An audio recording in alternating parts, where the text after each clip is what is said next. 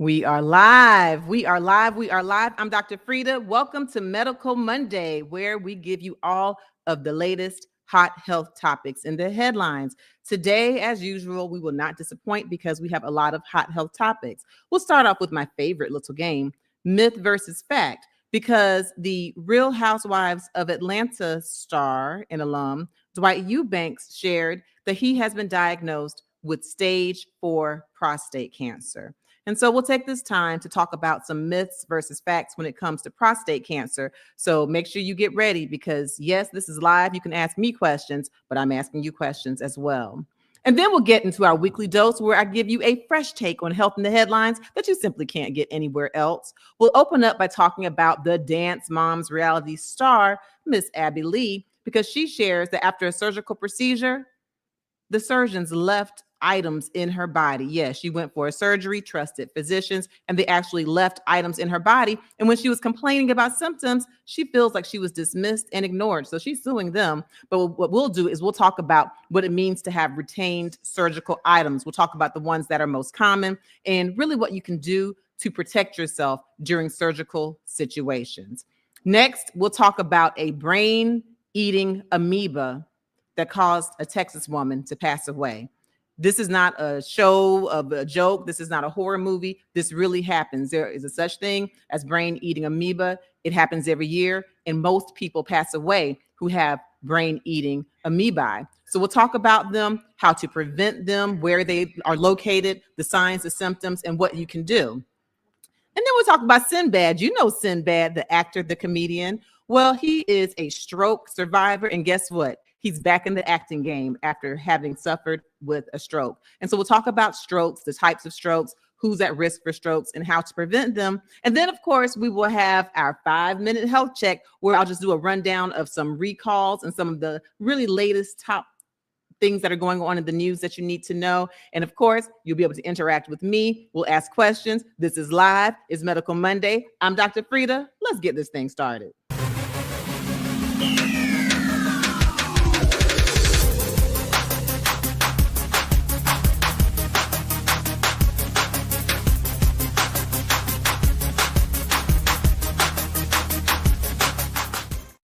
We are live. Hello, hello. Welcome to Medical Monday. I'm Dr. Frita. We're about to get this thing started, giving you all of the hot health topics in the headlines. You know I won't be doing it alone. Shador, my practice manager, my co-host, come on up to the stage, por favor. How you doing, Shador? Dr. Frita, how are you? I'm doing great. Did you have a good weekend, I hope? Yeah, nothing exciting. But yeah. That was an answer for the what? I had to think about what was going on. Nothing exciting going on. Sometimes not exciting. Same old. Yeah. Sometimes that can mean resting and relaxing. Well, I had a very good, not so relaxing weekend, but a lot of fun on what day? I did a lot every day. I went out Friday, Saturday. Well, I did a lot. My kids think that I should stay in the house as they let me know. My 19-year-old called me at midnight when I still wasn't home. And she's like, excuse me, young lady, this is past your curfew. But went out to dinner with friends. And then on Saturday, I went to the Sundresses and Seersuckers event sponsored by the Delta Mu Mu Omega Psi Phi fraternity here in Atlanta. We had such a good time. Huge turnout. Big Tigger was the host. You know, out there dancing and having fun, Shador. And then I had a great basketball weekend with my son, my twin son, Gregory. He had just a great, great game. They won the tournament. Listen, Shador, he got 4 3-pointers in one game and even had a steal and just went and did a little floating left-handed layup. And finally, it looks like some of that hard work, some of that training is paying off. And I think he's getting more mature. You know, his twin sister already acts like she's a professional, be out there trying to throw 1,000 shots a day. So, yeah, we had some fun over here. And then my daddy got back from his fishing trip, fried fish last night. But enough about me. Let's talk about these hot health headlines. Who was the first person in the chat today, Shador? First person in the chat today is Miss Aileen. Hi, Miss Aileen. And shout out to our member, Miss Andrea, on with us today. Thank you for being a member, Miss Andrea. Listen, if y'all want to be a member, click the link in the description. We have fun. You get members only live videos. We do live Q&As every month where the whole time you can just ask me questions. And so, yes, thank you for being a member. And let's go ahead and get started with myth versus fact. For those of you who watch Real Housewives of Atlanta, especially back in the day, from the beginning, you'll know hairstylist, fashion stylist, Dwight. He had some, critical things famously to say about She by Sheree when he said a fashion show with no fashions. How dreadful. Well, he shared that he has been diagnosed with stage 4 prostate cancer. It's already spread. And so we'll have some myth versus fact questions about that. But let's go ahead and start off by playing the clip.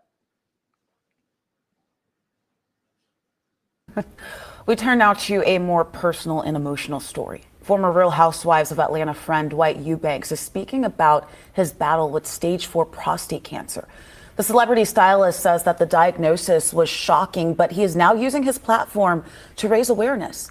Eubanks is working with the group Zero to advocate for early screenings and better care, especially for Black men who are at a higher risk here. He says sharing his story may help save lives and just really putting an emphasis on that early screening. The earlier people are able to get screened, even if they have a second or third opinion, can truly make the difference. So much courage to come forward. Appreciate him doing that because, just one person hears his story, thinks maybe I need to get checked out, and that is how the impact really happens. Yeah. So that's really sad news, especially that it's already spread to his bones. We know we were just on here talking about President Biden with his stage 4 prostate cancer.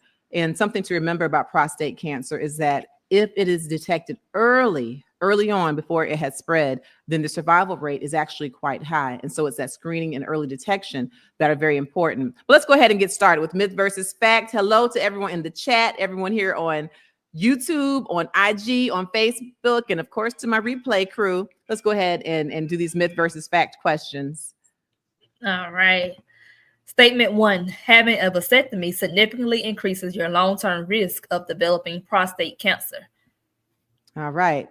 Having a vasectomy, that birth control that men can have, does having a vasectomy increase your risk for having prostate cancer? Is this a myth or a fact? Put M1 if you think it's a myth. Put F1 if you think it's a fact.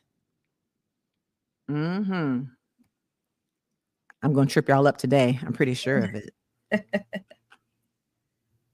All right, let's go to myth versus fact statement number 2. African-American men have a higher risk of developing prostate cancer and are more likely to die from it compared to men of other races. All right, put an M2 if this is a myth, F2 if this is a fact. Are Black men more likely to get prostate cancer and to pass away from it? M2 if this is a myth, F2 if this is a fact.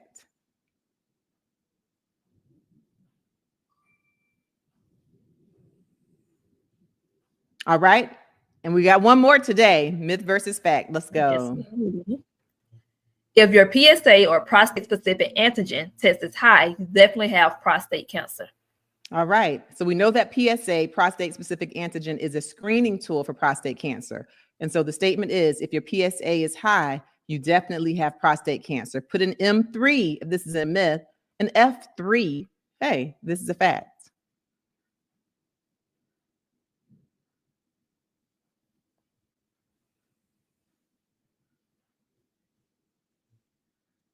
All right, put your pencils down. We'll go through the answers. And as we do go through these answers, I want you to put in the chat and put a capital P before your statement if you or a loved one has had an experience with prostate cancer, if you care to share, and kind of what signs or symptoms or what things you've learned in your journey with prostate cancer or your loved one's journey. All right, Shador, let's get going with number 1, myth versus fact statement number 1. Did I trick you? Did I get y'all? Let me see. I don't know, Dr. Frita. I don't think you did. What? Having a vasectomy significantly increases your long-term risk of developing prostate cancer. So I can see clearly. I can see clearly now. Say it's a myth. You say it's a myth. A vasectomy has nothing to do with prostate cancer. All right, I can see clearly. Can I speak clearly? Randy says a myth. Brandy says it's a myth. All right. Tisha also says it's a myth. Hi, Tisha. Y'all think y'all know so much, Tisha. All right. She says it's a myth. Over from IG, the House of Wheat says it's a myth. Hey, welcome from IG. Let's see. Did I put anything on? Oh, I did. Listen, after you finish watching this, On IG, I posted a video, of my experience at sundresses and seersuckers. When I tell y'all they played the soundtrack of my college, welcome from IG. But wait, you said it's a myth?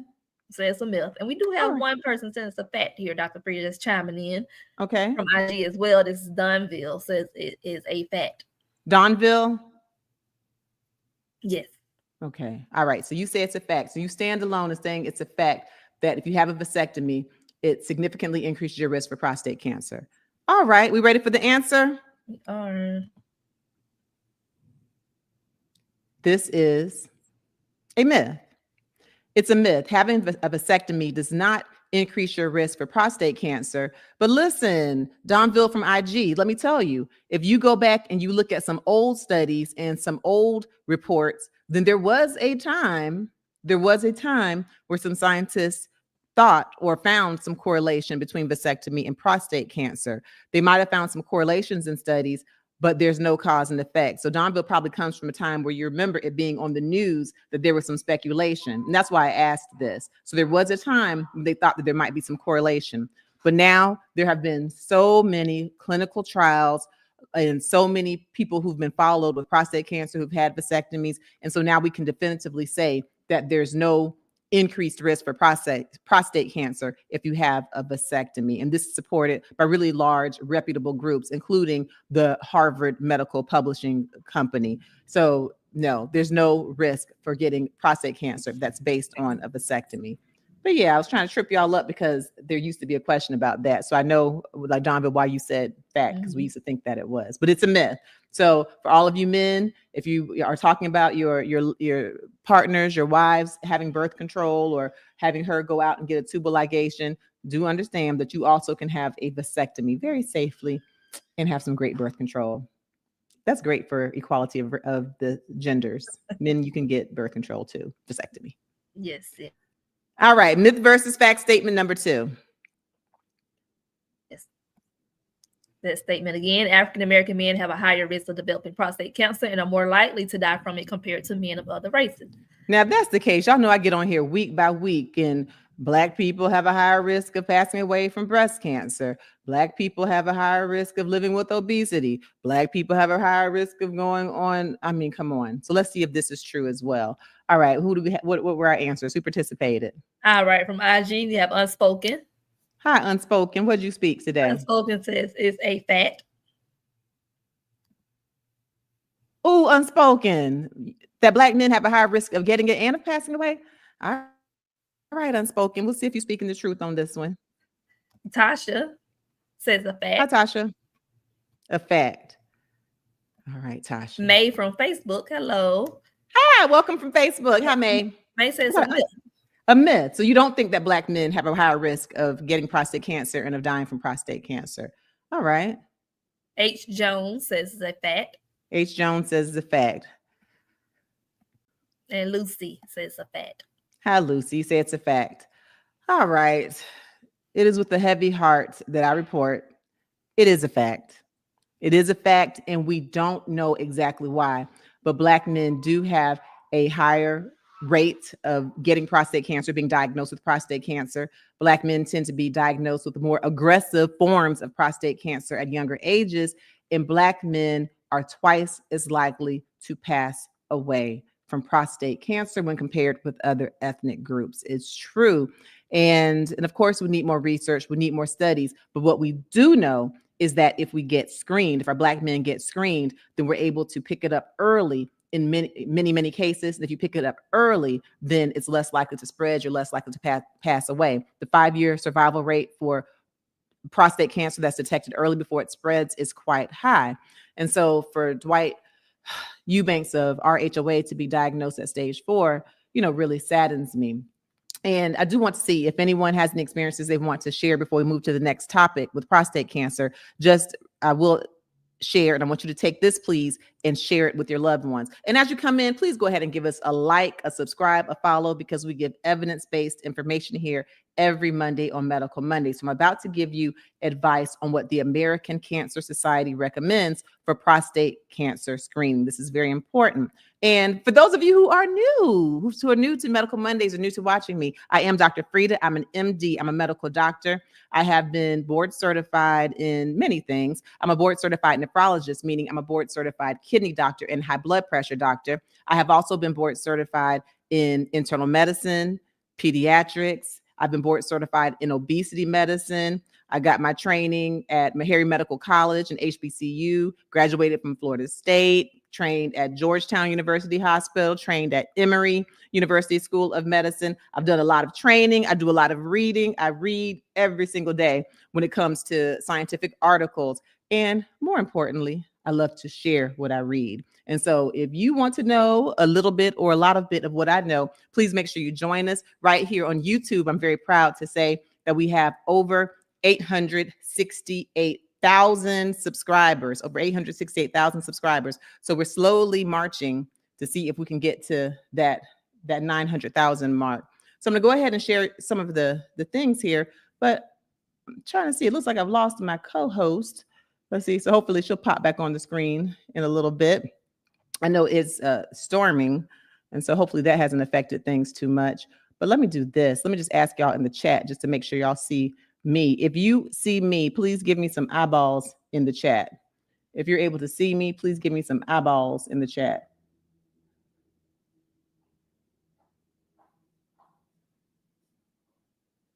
Can y'all see me? Y'all give me some eyeballs in the chat.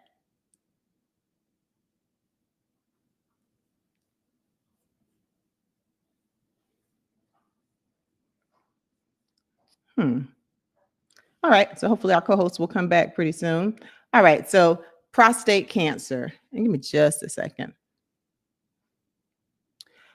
As far as screening, according to the American Cancer Society, it's recommended that you are screened for prostate cancer by no later than the age of 50 if you are of average risk, okay? And if you are at high risk, it's recommended that you be screened by no later than the age of 45.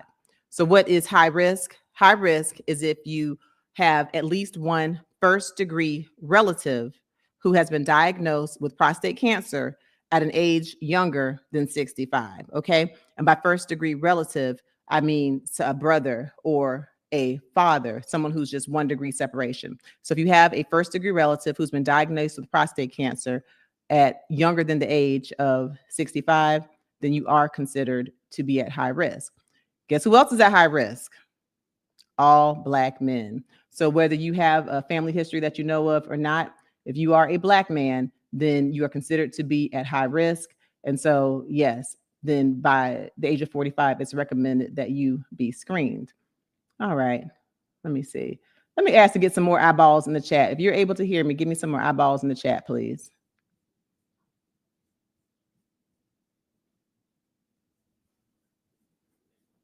All right, y'all give me just a second.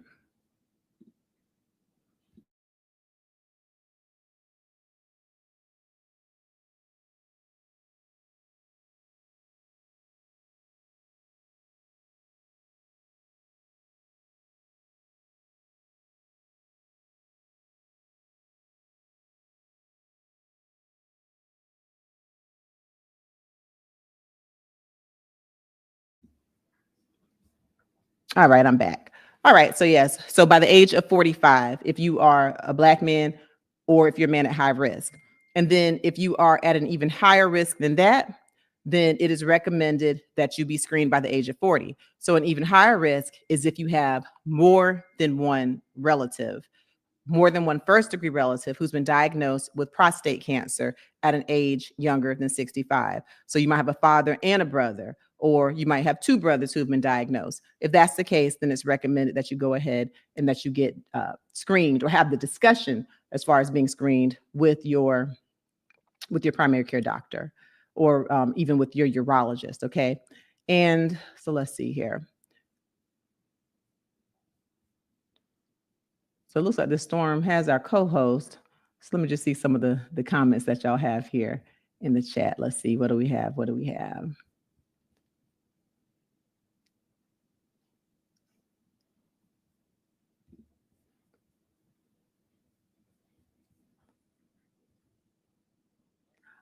Oh, love you right back. Thank you for your comment and thank you for being a member. Appreciate you, Miss Rosalind.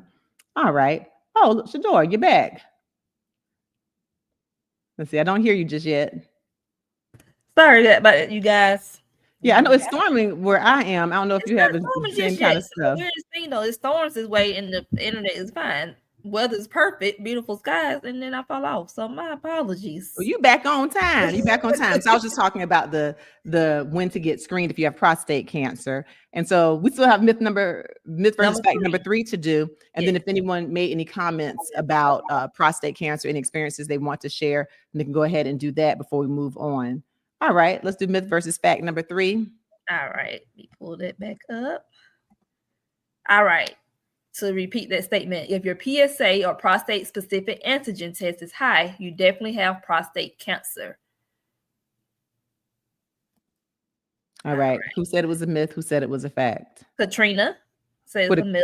Hi, Katrina. So you think you could have a high PSA, but not necessarily have prostate cancer? All right, Katrina.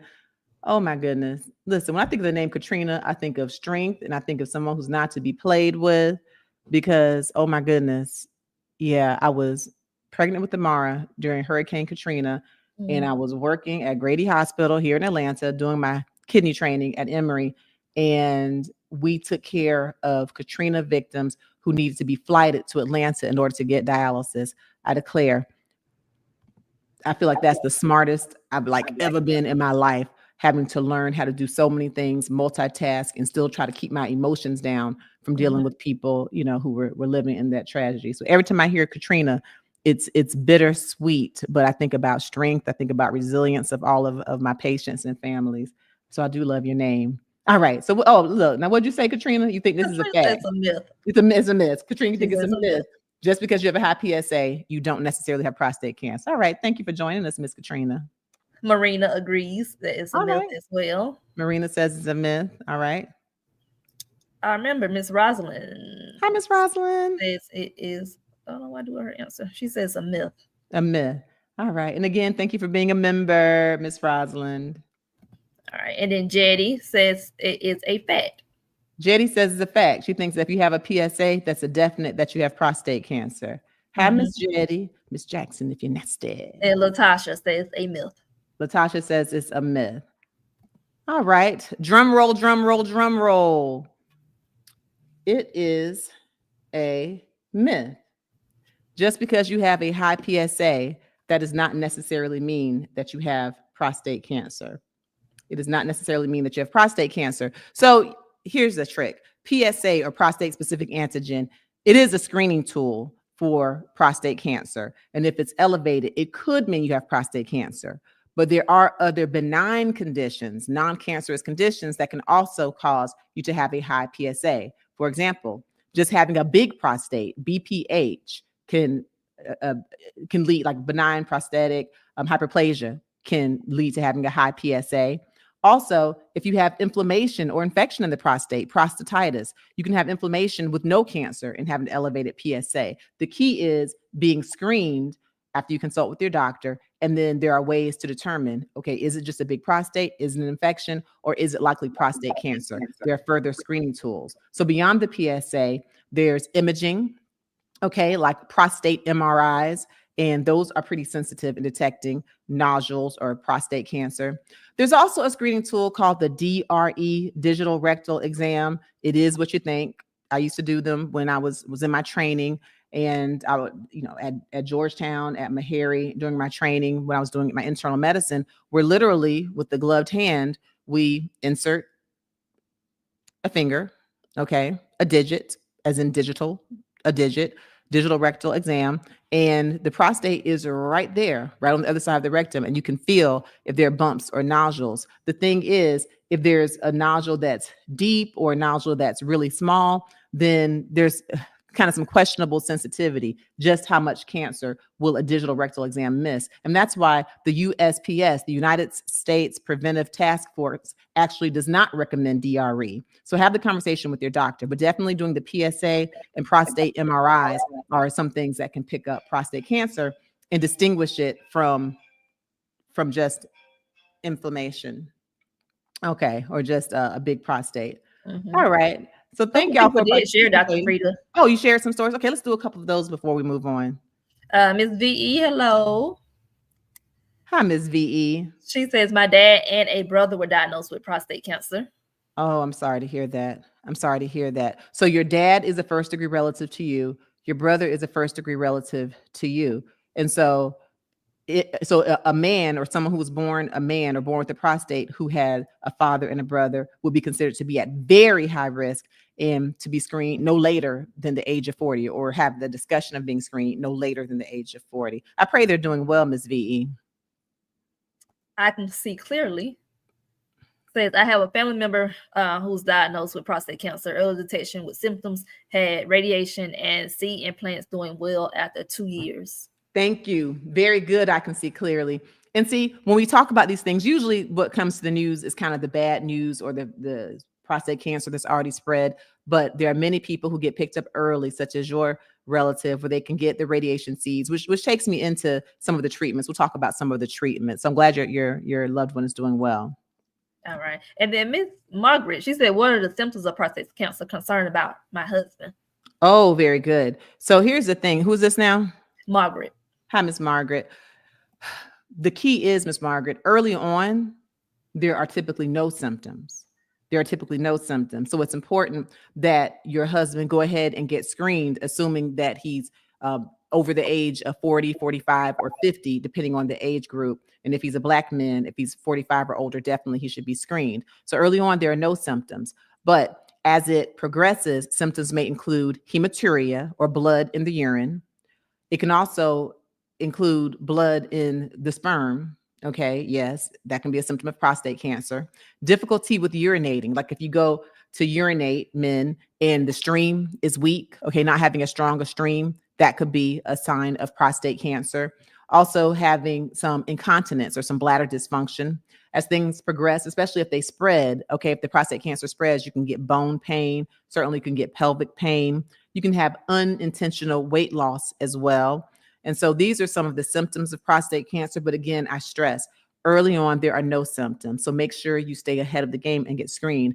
And if you're concerned about your husband, please have him to go ahead and talk to his doctor to get screened. Many men just aren't excited, especially when I talk about like the digital rectal exam and, but there are options other than the digital rectal exam. He can get the PSA, talk to his doctor about getting a prostate MRI, but certainly the earlier it's caught, if indeed he does have it, which I pray he doesn't, but the earlier it's caught, the more likely it is to be treated with a good survival rate. Plus, got to make sure he doesn't have a big prostate or inflamed prostate or something going on with the bladder. There are other things as well, but please encourage him to go ahead and get checked out.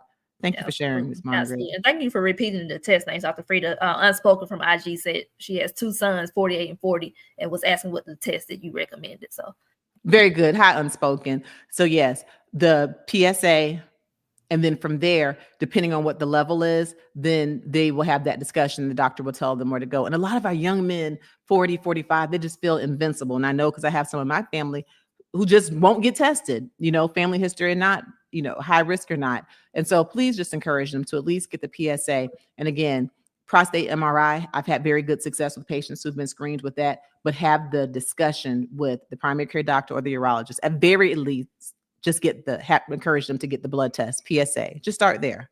Yeah.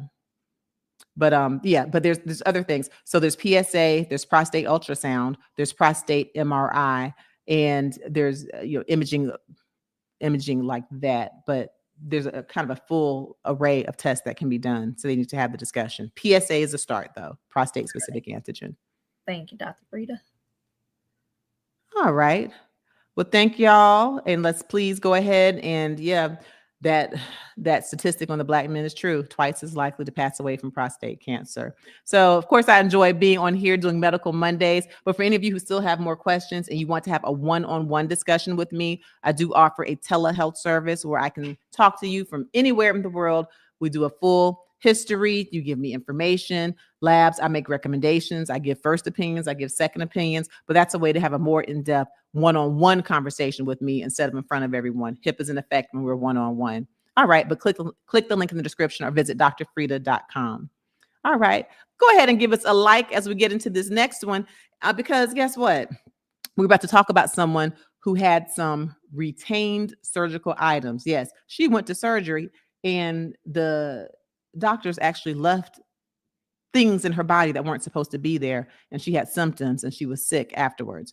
And so I'm going to share this story with you, but I want you to share in the chat, please, if you or a loved one or anyone you know of has ever had a retained surgical item. In other words, they had a procedure done and the surgeons accidentally left something in their body, be it a needle, a sponge, something. So it's pretty rare, thankfully. It's a rare occasion, but I'll talk about some things to do to protect yourself from this. All right, let's play this clip and then we'll talk about the retained surgical items. Abby Lee Miller had a surgery back in 2020, and a surgery on her spine here in LA at Cedars-Sinai Medical Center. And she thought that it was a successful surgery. It was in relation to her spine, but she said that there was some more pain that she was having eventually, like abdominal pain, and couldn't figure out what it was until she got a CT scan, which she says revealed that there was a medical device left inside her body, she believes, from that surgery, which is why, and there it is, and the reason we've labeled it Exhibit, she has now filed a massive lawsuit against the hospital, one of the most regarded as the best hospital in LA and one of the best in the country. Period. Right, but she claims that during that surgery, they left that catheter inside of her. It's called a retained catheter used as part of surgery, and she claims it was left inside of her body. She's asking for $1.4 million in damages because she said they acted negligently. It's hard, assuming what she's saying is true, that there was this catheter left inside of her. It's hard to imagine that it wasn't negligent, and it's hard to imagine also that she wouldn't be entitled to some damages. That is amazing. And listen, I know I've come to here and I've reported because last week we reported that a doctor accidentally removed the kidney, a healthy kidney from a patient, when really they meant to remove the spleen. That was recently. And now I'm talking about retained surgical items, that a catheter was left in Abby Lee's body. But do understand, this is a rare occasion. By far, with all of the checks, and double checks, getting surgery is a safe procedure. But hey, this is health headlines in the news. And so we'll talk about this rare occasion. But I don't want y'all to be freaked out like you can't trust surgeons. But I do also want you to be your own advocate. And so I'll talk about ways to kind of help prevent, some mishaps that are going on. So yes, Abby Lee Miller had some back issues, spondylolisthesis, like a slipped disc in her back, and that can cause back pain. So she had the surgery way back in 2020, and she had been complaining of pain, complaining of other symptoms, and she felt like she was dismissed each time, which is really tricky because if you actually have the diagnosis that she had for back pain, then you could have similar symptoms, some of that pain, and she was having abdominal pain, as you just heard. But they found that the catheter was there. So let's talk about what retained surgical items are. And again, in the chat, if you've had any experience of this, or if you have a loved one, you know of someone who's had it, you care to share, please do. Also, I want you all to list what kind of complications you think you might have. And so when we talk about retained surgical items, very specifically, we mean items that are used in surgery, around the surgery, perioperatively, that are not meant to be retained in the body. For example, if you have a knee replacement and there's some metal put in the body, that's on purpose. Okay, so that's not a retained surgical item that was meant to be there. If there's certain clips that are put in, wires in an orthopedic surgery that are intended to stay in the body, we don't even call those retained surgical items. It's a retained surgical item if an item that is meant to be removed from the body is accidentally left in. And this can be a nightmare because it can cause certain symptoms. And again, if y'all have any of the symptoms you think, go ahead and put them in. So the most commonly retained surgical items are sponges. Okay, so the sponges that are used to help to soak up blood, soak up excess material, to kind of clean up. Those are the most common items that are left in the body. But other retained surgical items could be needles, could be certain devices that are meant to like retain or pull ribbons. If someone is getting a device put in, there might like a knee replacement, or if there's a device that's helping to put in a certain item in the body, then a part of the item may be meant to come out while you leave a certain portion of the item in. Whatever item was not intended to be left in is considered to be a retained surgical item. Has anyone yet shared any possible complications of retained surgical items? No, they have not. All right. So one big one, infection. You can imagine if a sponge that's there and that's been soaking up blood and other bodily fluids is just left in your body, you can certainly get an infection. You can get an abscess. It can cause you to have fever. It can cause you to have sepsis or an overwhelming infection, which could literally lead to septic shock and can even lead to you being unalive. Okay. So that's a big risk of retained surgical item.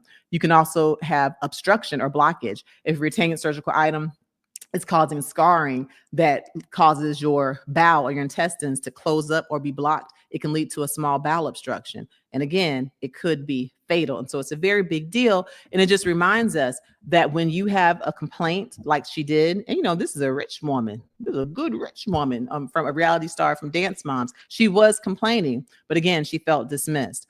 If something's going on with your body and you know that it's different, or you're having pain, be persistent. Okay, be persistent. Get a first opinion, get a second opinion. Because one very great thing, Shador, in this not so great scenario, is that most, if not all, of the surgical items that are used are able to be picked up by X-ray. Okay, and you see she had a CAT scan, a CT scan, which picked it up. And so that's good that since they can be picked up, if you're really suspicious, then just ask your doctor, please just give me an imaging study to make sure nothing was left in my body. And that should pick up most of the retained surgical items.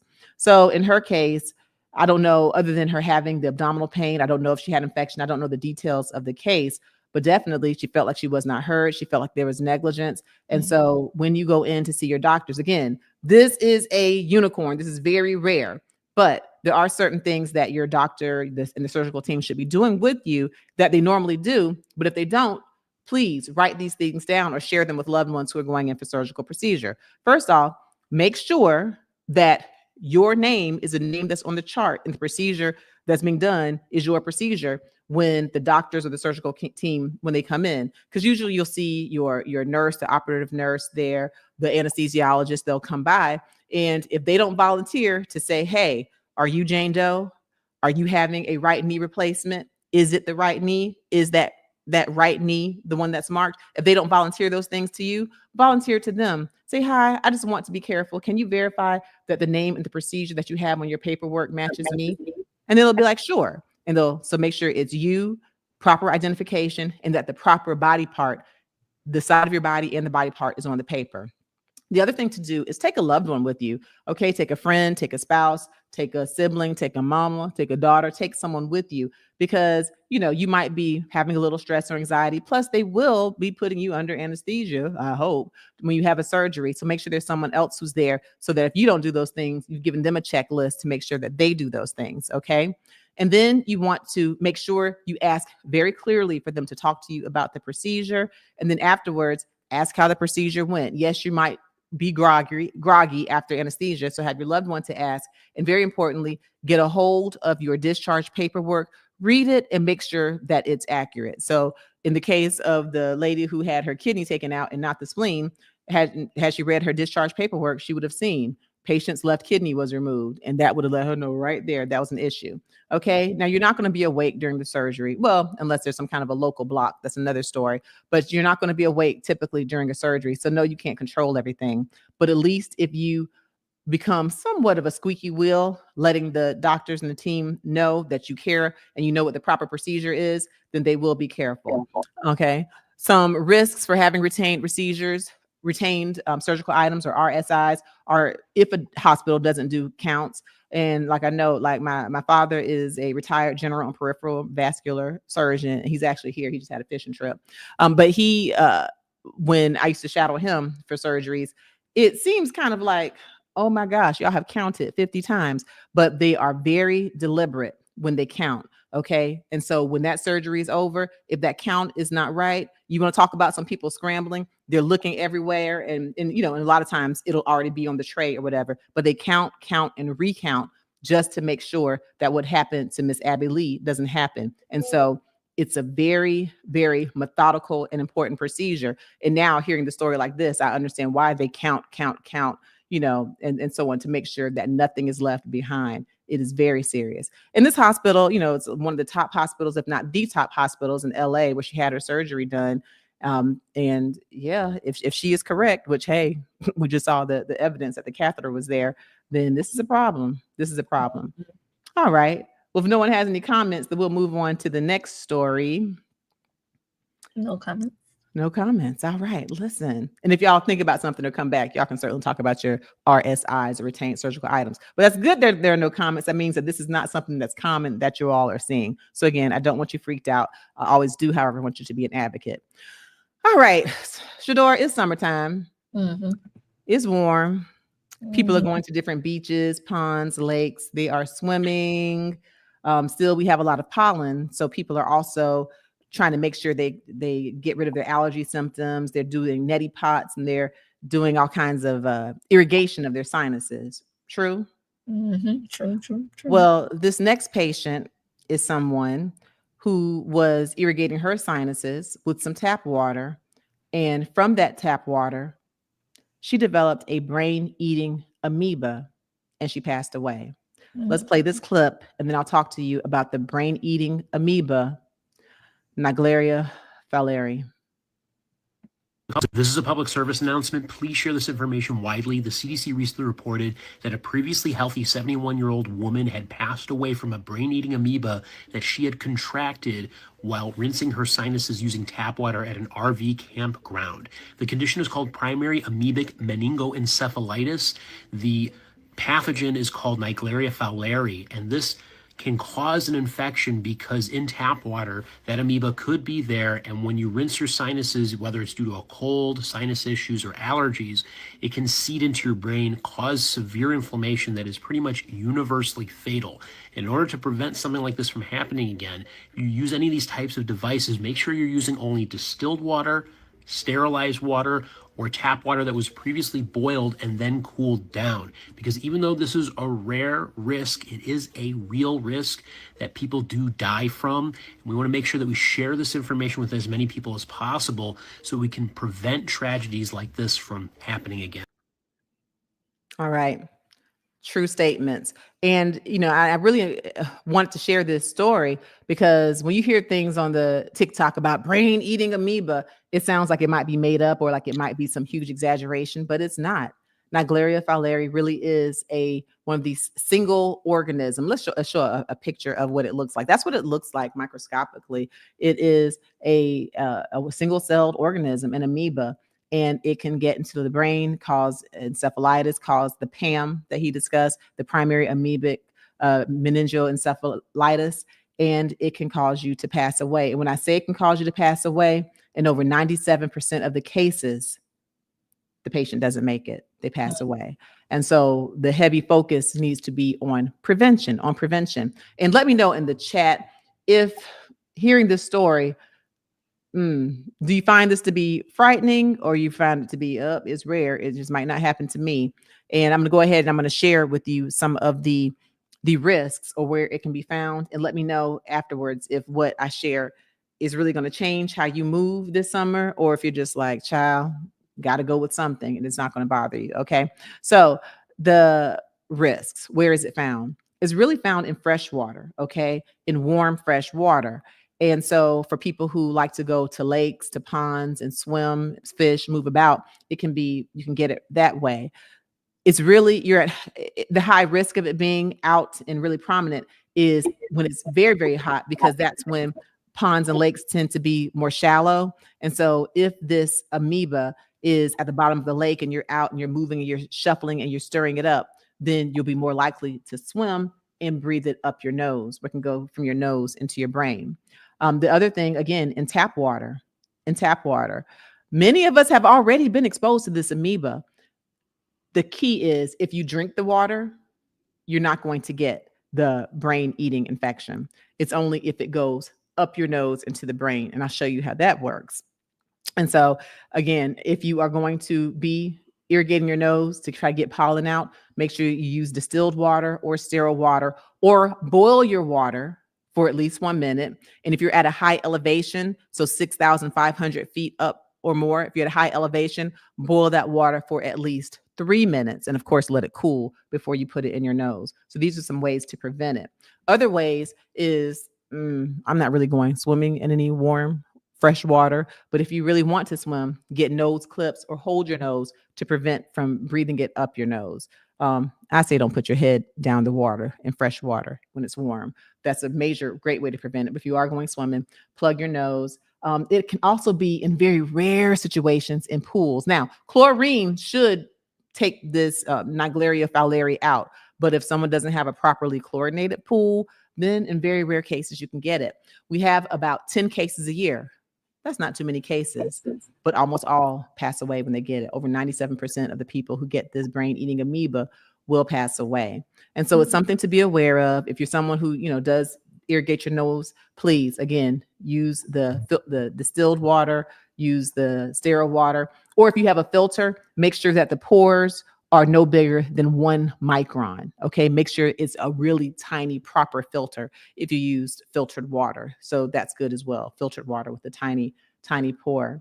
So I want to know, did anyone comment? Does listening to this make you not want to swim in fresh water? Will it make you make sure you're irrigating your nose, not using tap water, but using boiled water or sterile water? Or if it doesn't move the crowd? Miss Aileen. Hi, Miss Aileen. And Miss Imelda both said frightening. It is frightening. It is frightening. But what we do here on these hot health topics, we give you the messages from the headlines so that you can have a happier, healthier life. And so you can share this information, please share this live and act on it, right? Act on it. So if you have, friends, kids, grandkids, parents who like to swim in fresh water, just remind them, please don't put your head down there, or make sure you hold your nose. And certainly anyone who uses irrigation, you think, tap water should be just fine. And more times than not, it is fine.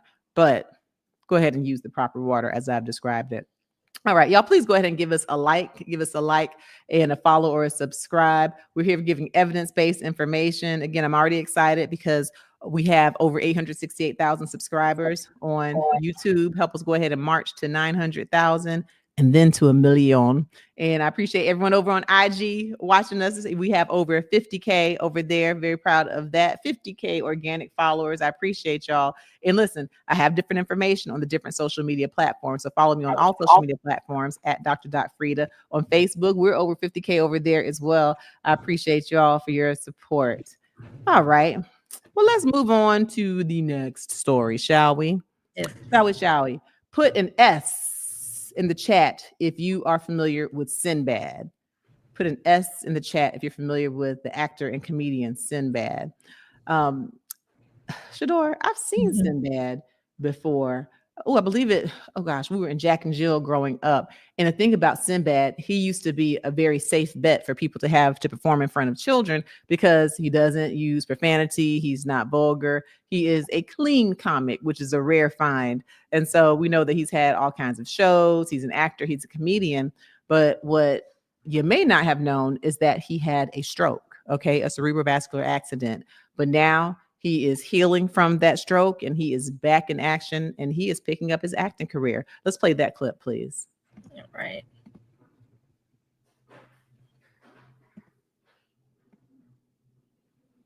Sinbad, the beloved comedian and actor, is making a courageous return to acting nearly 5 years after suffering a devastating stroke. Fans were both surprised and overjoyed to learn that the 67-year-old star has joined the cast of Tyler Perry's upcoming film Straw, marking his first on-screen role since the health crisis that nearly ended his career. Sinbad, whose real name is David Adkins, has been largely out of the public eye since his stroke in 2020. At the time, his family revealed he had experienced a blood clot that traveled from his heart to his brain, causing an ischemic stroke. He then endured a long series of complications and setbacks during his recovery process, including multiple surgeries and a medically induced coma. His road to recovery has been nothing short of extraordinary, and now he's ready to step back into the spotlight. His role in Straw is being kept under wraps for now, but sources say it's a small yet meaningful part that was specifically written with Sinbad in mind. Tyler Perry, known for his compassion and support for actors in difficult times, reportedly reached out to Sinbad personally. Perry is said to have been deeply moved by Sinbad's story and wanted to offer him an opportunity to return to doing what he loves most. According to a close family source, Sinbad's return to acting has not been easy. It's been really difficult for him, the source said. Wow. Yeah. And, I didn't even realize it's been since 2020 since he had the stroke, and if he had certain symptoms, when you're acting, your body is your tool, your voice, the way that you speak, the way that your body moves, all of those things. And when you're an actor and when you're a comedian, I want y'all to put in the chat, put some of the symptoms or the warning signs of strokes in the chat. Okay. And the replay crew, please as well, some of the warning signs and symptoms of strokes. And then I'll go ahead and talk some more about Sinbad. So for him, they described it as a blood clot that traveled from his heart to his brain. And we've talked about here how strokes are now increasing in people who are less than 50, less than 45 even. Over the span of a decade, there was a 15% increase in strokes in people less than 45 for many reasons. Sometimes some of it stressful jobs. But one thing that happens or has happened in people who are young, if they have a hole in the heart, okay, or a defect in the wall of the heart, like an atrial septal defect, then if you get a clot, then it can travel to the other side of the heart and go up to the brain. Some risk factors for that is if you have abnormal heart rhythms like atrial fibrillation or AFib. If you have AFib, that's when you get an irregular heartbeat. So instead of the heart just going ba-boom, ba-boom, ba-boom, it'll go boom, boom, boom, boom, boom, boom, boom, boom, boom, really irregular. And this can cause the blood to slosh around in the heart, and it can cause you to get clots in the heart, okay? Blood clots in the heart. And if this happens, if a blood clot travels to your brain, then you can get an ischemic stroke. And we know that ischemic strokes are the most common types of stroke, okay? And so about 87% of strokes are ischemic strokes. So when there is a clot or it's like some type of a thromboembolism or a clot traveling to the brain, but you can also have plaques that are in brain arteries that cause a blockage. So anything that's going to cause a blockage in your brain artery and decrease the proper supply to your brain will cause an ischemic stroke. The other type of stroke is hemorrhagic, where you get a brain bleed. That happens in about 13% of cases. And it has a pretty high fatality rate and morbidity rate, the hemorrhagic strokes, but you don't want any piece of either one of them. High blood pressure is a super high risk factor, and we'll talk about that. But meanwhile, has anyone put any of the warning signs and symptoms of stroke in the chat? Yes, from IG. Hi, who is it? Aisha says high cholesterol. Aisha. What's that? High cholesterol. Definitely. Okay. So high cholesterol could be one of the risk factors for a stroke. And make sure after you finish watching this live, you watch my video right here on this YouTube channel where I talk about some of the how to unclog your arteries naturally. Because yes, high cholesterol can put you at risk for having a stroke. Did anyone put any of the warning signs and symptoms of a stroke? Miss Andrea, I remember. Hi, Miss Andrea. Remember again. Slurred speech. Absolutely. Slurred speech. And so it's amazing how patients, because I watch them, will come up with all kinds of reasons or excuses. Oh, my mouth is just dry. I don't even know. Maybe I ate something funny, instead of just going to the ER. But yes, slurred speech is definitely one of the potential warning signs of having a stroke. Anyone else? Yes, ma'am. Trucker Layla, let me get to it. Tisha, I'm sorry. Tisha says face dropping or drooping. Absolutely. Facial drooping can be another warning sign of a stroke. And with that can also come slurred speech or trying to drink something in water kind of running out of your mouth or drooling, or noticing that one side of your face, like can everybody flare their nostrils? You might be able to flare one side of your nostrils, but not the other side that's affected. So you're only flaring one side of the nostril. Okay. Or you smile, ting, but the smile is lopsided because the weak side of the face won't go up. So yeah, facial drooping is another one. Anyone else? Burn says arm weakness. Absolutely.